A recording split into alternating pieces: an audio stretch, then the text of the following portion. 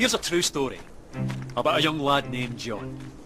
Just a local farm boy, but there was something special about the lad. A glint in his eye, a fire in his belly, a spring in his step. And one day, he went for a walk. Now this walk began when his father died. The year was 1819, and he was just 14 years old. Bereavement counselling. Well, these were the days when young boys were sent into the fields. The mills, the mines, tough times.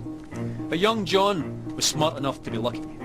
His father's farm, where he was born and raised, was sold, and the proceeds used to open a grocer's. Big responsibility for the wee lad. His own shop in Kilmarnock, with his name on the door, John Walker. Or Johnny, as the world now knows him. Back then, all grocers stocked a range of local single malts, but they could be a wee bit inconsistent. For John, that wasn't good enough. He began blending different malts together as a way of offering his customers a consistent, unique product. Now this backroom art quickly developed into a commercial proposition, and a very profitable one. And because there's nothing like a commercial proposition to stir the Scottish heart, it grew quickly into an industry filled with ambitious entrepreneur distillers. John thrived in this environment, and so too soon with his sons, Robert and Alexander, who joined him on his journey. The Walkers became the biggest name in a rapidly growing industry. They were unstoppable.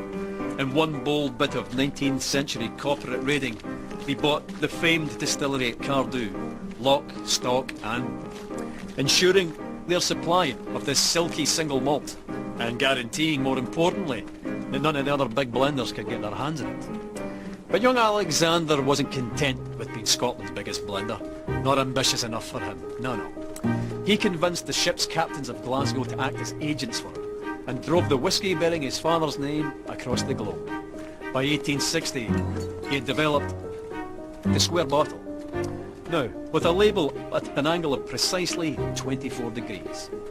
No big deal, you might think, but you'd be wrong. The square bottle meant less breakages and more bottles per shipment.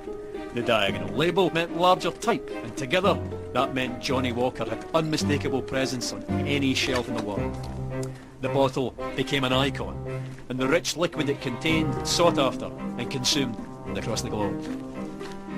Quite a character, Alexander Walker. Master of the blender's art. Ambitious, uncompromising. Mr. Walker. It was John's grandsons, George and Alexander II's turn to join him on his journey.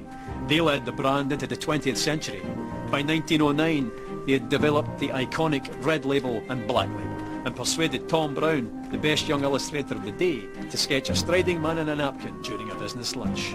In the stroke of a pen, the Victorian grocer was transformed into an Edwardian dandy. By 1920, Johnnie's walk had taken him through 120 countries, and he continued walking through the brand's advertising over the next 50 years, into the fabric of global culture, deep into the dark hearts of several wars, to the pleasure palaces of the aristocracy, immortalised by screen legends, celebrated by filmmakers, singers, songwriters, novelists, shoulder to shoulder with the great sportsmen of the age, winning countless international awards for quality, and even being awarded the Royal Warrant by King George V.